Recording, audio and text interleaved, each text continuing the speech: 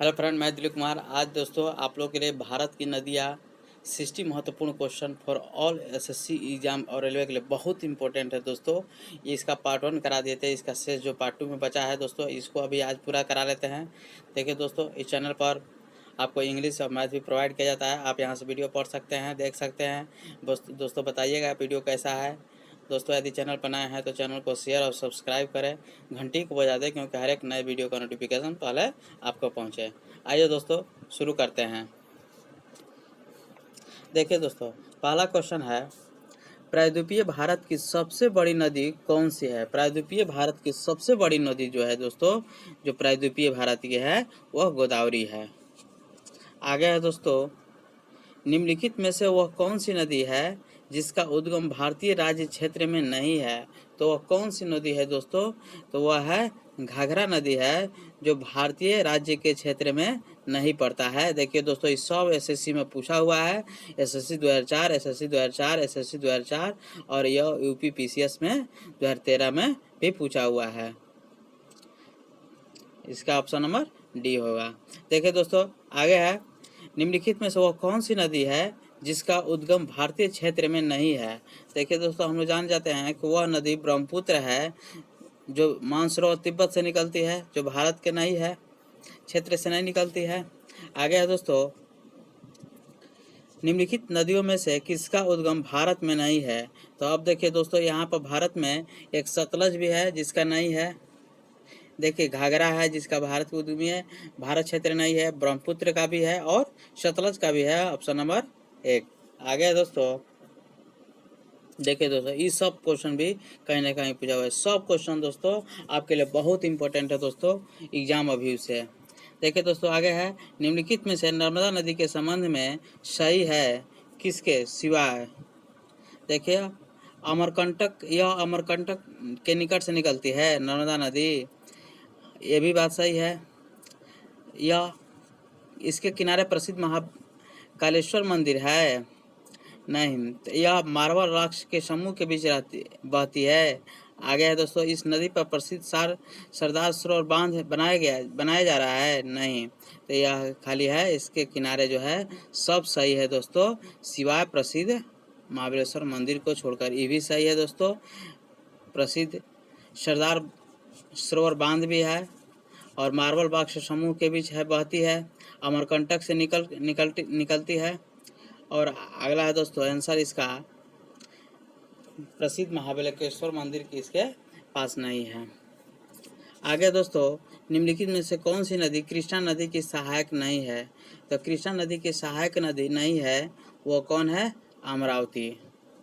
आगे दोस्तों, लूनी नदी किसमें गिरती है। तो लूनी नदी दोस्तों कच्छ के रण में गिरती है और गायब हो जाती है, लुप्त हो जाती है, ऑप्शन नंबर सी, कच्छ के रण है दोस्तों। आगे दोस्तों, नर्मदा नदी का अधिकांश भाग भारत के किस राज्य में बहता है। तो नर्मदा नदी का अधिकांश भाग जो है दोस्तों वह मध्य प्रदेश में बहता है, ऑप्शन नंबर सी। आगे दोस्तों, भारत में डेल्टा बनाने वाली नदियाँ कौन है। तो भारत में नदियाँ बनाने वाले बताए थे आपको कि नर्मदा और ताप्ती जो है डेल्टा नहीं बनाती है, यानी ऑप्शन से भी आप काट सकते हैं। नर्मदा है तो इसमें नहीं होगा, इसमें भी नर्मदा और तापी नहीं है तो नहीं होगा, ये भी नहीं होगा, यानी कावेरी है, गंगा है और महानदी है। आगे दोस्तों, कहाँ भागीरथी और अलकनंदा मिलकर गंगा का निर्माण करती है दोस्तों। तो यह जो है देवप्रयाग में मिलकर यह निर्माण करती है गंगा का, ऑप्शन नंबर बी। आगे दोस्तों, अरावली पर्वत श्रृंखला निम्नलिखित नदी प्रणाली से द्विविभाजित होती है। तो द्विविभाजित होती है दोस्तों चंबल और साबरमती नदी से, ऑप्शन नंबर बी। आगे दोस्तों, सिंधु नदी का उद्गम स्थल कहाँ पर है। सिंधु नदी का उद्गम स्थल जो है दोस्तों वो मानसरोवर झील से, तिब्बत के मानसरोवर झील से निकलती है, ऑप्शन नंबर सी। आगे है दोस्तों, गोदावरी नदी कहाँ से होकर बहती है। तो गोदावरी नदी जो है दोस्तों यह जो है महाराष्ट्र, तेलंगाना और आंध्र प्रदेश में बहती है। महाराष्ट्र के नासिक के त्र्यंबकम गांव से निकलती है, जो तेलंगाना और आंध्र प्रदेश में भी बहती है। अगला दोस्तों, निम्नलिखित में से कौन सी नदी प्रायद्वीपीय पठार में पठार उपांत से नहीं निकलती है, तो प्रायद्वीपीय पठार से नहीं निकलने वाली नदी है दोस्तों यमुना। आगे दोस्तों, इन पश्चिम वाहिनी नदियों में कौन दो पर्वत श्रेणियों के बीच रहती है, बहती है, तो वह है दोस्तों नर्मदा। भारत और सबसे ऊंची ज्वारीय ज्वार भीति वाली नदी कौन सी है? सब भारत में सबसे ऊंची ज्वार भीति जो है वाली नदी जो है वह है हुगली, सबसे ज्यादा ज्वार भीति है। आगे दोस्तों, नदियों को जोड़ने की योजना का प्रस्ताव किसके शासनकाल में रखा गया है? तो नदियों को जोड़ने का प्रस्ताव जो है वह राजक सरकार के शासनकाल में रखा गया था। आगे दोस्तों, निम्नलिखित नदियों में से कौन अपना मार्ग में परिवर्तन के लिए कुख्यात है? तो अपने मार्ग में परिवर्तन करने के लिए कुख्यात है कोसी नदी, जो बिहार का शोक नदी और इसको विनाशक नदी भी कहते हैं। ऑप्शन नंबर बी है। आगे दोस्तों, भारत की सबसे बड़ा नदी मुख किस नदी के मुख पर है? तो भारत का सबसे बड़ा नदी मुख जो है हुगली है। आगे दोस्तों, पंजाब के निर्माण में सबसे महत्वपूर्ण नदी कौन सी है? पंजाब के निर्माण में सबसे महत्वपूर्ण नदी जो है दोस्तों वह है सिंधु। सिंध पंजाब का एक आता है दोस्तों, सिंध पंजाब यानी पंजाब में सिंधु सबसे बड़ा महत्वपूर्ण भूमिका निभाती है पंजाब के निर्माण में। आगे है दोस्तों, निम्नलिखित में से कौन सी नदी विंध्य और सतपुरा पर्वत श्रृंखला के मध्य होकर गुजरती है? तो वह है दोस्तों नर्मदा है, जो पर्वत श्रृंखला के मध्य से होकर गुजरती है। आगे है दोस्तों, निम्नलिखित में से कौन सी नदी अरब सागर में गिरती है? तो अरब सागर में गिरने वाली नदी है दोस्तों माही, माही नदी है, माही। आगे दोस्तों, प्रायद्वीपीय भारत की सबसे बड़ा नदी कौन है? तो प्रायद्वीपीय भारत की सबसे बड़ा नदी जो है वह है गोदावरी। देखिए दोस्तों, कहीं ना कहीं सब एग्जाम में पूछा हुआ है। आगे है दोस्तों, शारदा नदी का उद्गम स्थल कहाँ पर है? तो शारदा नदी का उद्गम स्थल जो है मिलाम हिमनद में स्थित है। आगे दोस्तों, देखिए दोस्तों, अमरकंटक में कौन सा नदी का उद्गम होता है? तो अमरकंटक में हम लोग जानते हैं कौन सी का होता है, नर्मदा नदी का उद्गम होता है। Option number C. आगे दोस्तों, देखिए दोस्तों, ये दो सूची दिया है, एक कथन दिया है और एक कारण दिया है, उसको बताना है। दोनों व्यक्तियों को सावधानी पूर्वक परीक्षण कर इस प्रश्न का उत्तर दीजिए और कूट की सहायता से चुनिए कि कौन सही है कौन गलत है। तो देखिए दोस्तों, इसको हम लोग पढ़ते हैं। काली नदी भारत के दक्षिण भाग में पूर्व की ओर बहने वाली नदी है? तो यह नहीं है दोस्तों। काली नदी जो है दक्षिण भाग में पूर्व की ओर बहने वाली नदी नहीं है। ढक्कन पठार अपने पश्चिम किनारे पर उच्चता पर है और पूर्व में बंगाल की खाड़ी की दिशा में उसकी मंद प्रवणता है। तो हाँ, देखिए दोस्तों, इसके अनुसार ए गलत है और ए सही है, यानी ऑप्शन नंबर डी ए गलत और आर सही। आगे दोस्तों, देखिए दोस्तों, कह रहा है कि सहायक नदी कौन किसका है और सही है सुमेलित। इसको बताना है कि कौन सा सुमेलित है, तो ये बताना है। देखिए दोस्तों, चंबल नदी नर्मदा नदी का है दोस्तों, नहीं। सोन यमुना का नहीं। मानस नदी जो है किसका है, ब्रह्मपुत्र का है। ये दोनों जो है इसका सहायक नहीं है। चंबल जो नर्मदा का नहीं है, सोन जो है यमुना का नहीं है। इसलिए दोस्तों ऑप्शन हो जाएगा केवल 3। आगे दोस्तों, निम्नलिखित में से कौन सा नदी का उद्गम स्थल भारत में नहीं है? तो आपको बताए थे दोस्तों कि भारत में उद्गम स्थल नहीं है, जो सतलज नदी है। आगे दोस्तों, निम्नलिखित कथनों पर विचार कीजिए। पहला है, केरल में पूर्व की ओर प्रवाहित होने वाली नदियाँ नहीं है। और दूसरा है दोस्तों, मध्य प्रदेश में पश्चिम की ओर प्रवाहित होने वाली नदियाँ नहीं है। तो इसका आंसर हो जाएगा दोस्तों न तो ए और न तो बी, क्योंकि इसमें भी प्रवाहित होने वाली नदी भी है और इसमें भी प्रवाहित होने वाली नदी है। आगे दोस्तों,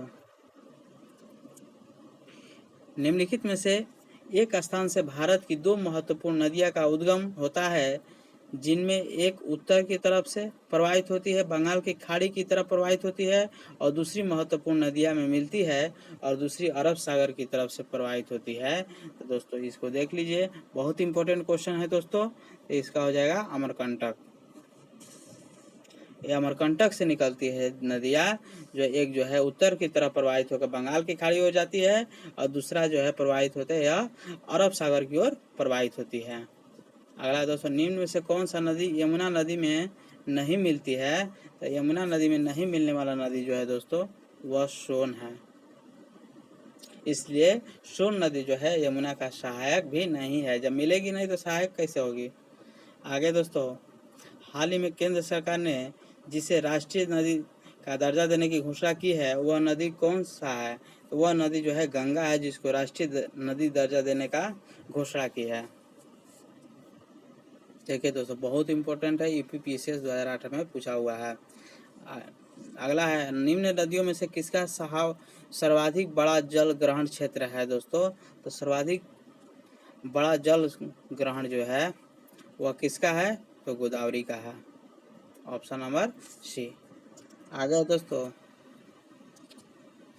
हंगरी सहायक नदी है दोस्तों। तो हंगरी देखिए किसकी सहायक नदी है? हंगरी किसकी सहायक नदी है? तुंगभद्रा की, ऑप्शन नंबर डी। आगे दोस्तों, कोपली जिसकी सहायक नदी है वह कौन है? तो कोपली सहायक नदी है किसकी? ब्रह्मपुत्र की। दोस्तों बहुत इंपॉर्टेंट क्वेश्चन है। आगे दोस्तों, खारी नदी जिस अपवाह तंत्र का अंग है वह कौन है? तो वह है दोस्तों बंगाल की खाड़ी। खारी नदी जिस अपवाह तंत्र का अंग है वह बंगाल की खाड़ी है। आगे दोस्तों, सतलज नदी का उद्गम कहाँ होता है? तो सतलज नदी का उद्गम है दोस्तों वह तिब्बत के मानसरोवर में होता है, जो इनमें से कुछ नहीं है। तिब्बत के मानसरोवर से निकलती है दोस्तों। आगे दोस्तों, निम्नलिखित में से कौन सा सत्य नहीं है? तो देखिए दोस्तों, कौन सा सत्य नहीं है, यानी ऑप्शन नंबर सी जो है सत्य नहीं है। कावेरी का उद्गम आंध्र प्रदेश में नहीं होता है। देखिए दोस्तों, कौन कौन सही है? महानदी का उद्गम जो है छत्तीसगढ़ में है, ये भी सही है। गोदावरी नदी का उद्गम महाराष्ट्र में होता है, उसके नासिक में होता है महाराष्ट्र के।